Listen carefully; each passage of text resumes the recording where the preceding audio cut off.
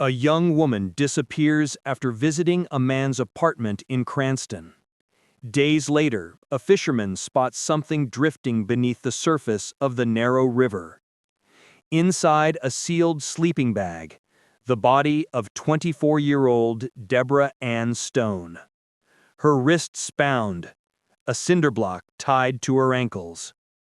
The cause of death: asphyxiation. For decades, investigators would chase whispers, rumors, and half-truths, until a newly formed cold case unit reopened her file and uncovered what really happened that night. This is the story of Debra Stone.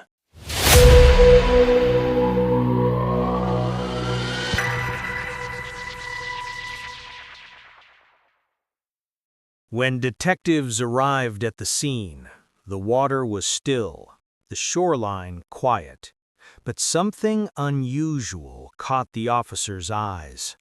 A dark shape, tangled among the rocks, barely moving with the current. As they pulled it closer, the truth became clear. A sleeping bag, tightly sealed, and inside, a body. Wrists bound, ankles tied to a cinder block. Every detail was catalogued.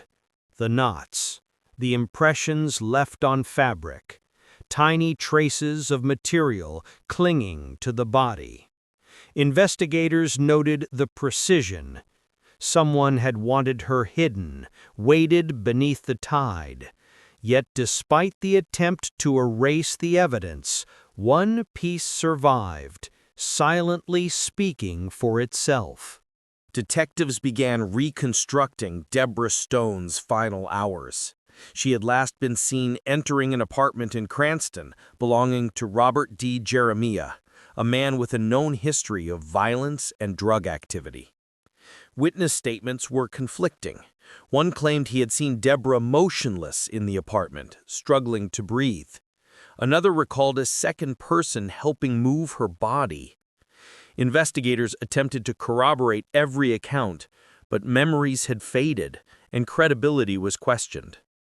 Polygraphs were administered. Key statements produced more questions than answers. Physical evidence inside the apartment was sparse. No fingerprints.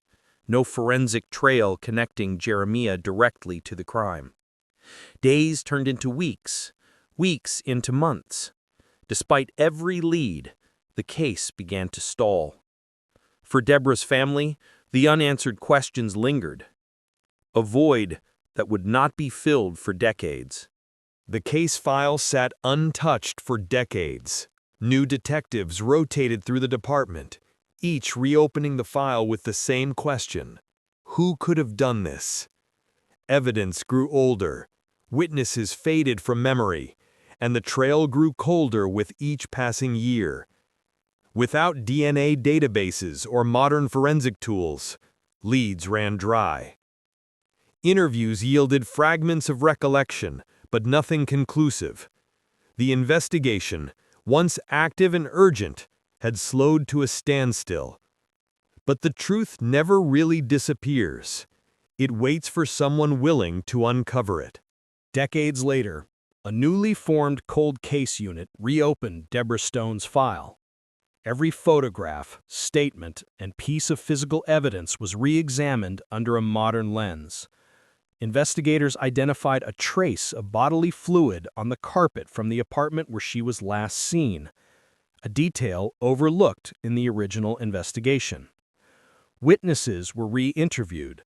Their recollections, decades old, aligned with a precision that had gone unnoticed before. Each fragment of evidence began to form a pattern, pointing toward the same individual, Robert D. Jeremiah.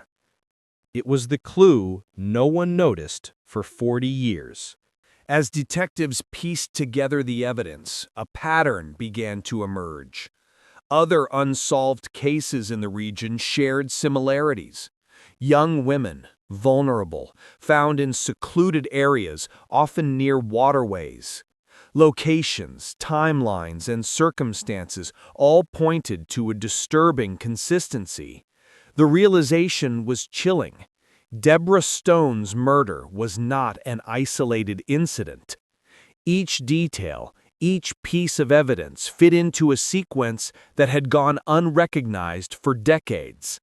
This wasn't random. It was calculated, methodical, a deliberate act repeated over time.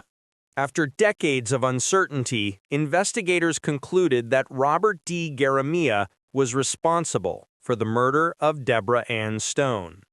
He had strangled her in his apartment and, with the help of an accomplice, disposed of her body in the Narrow River.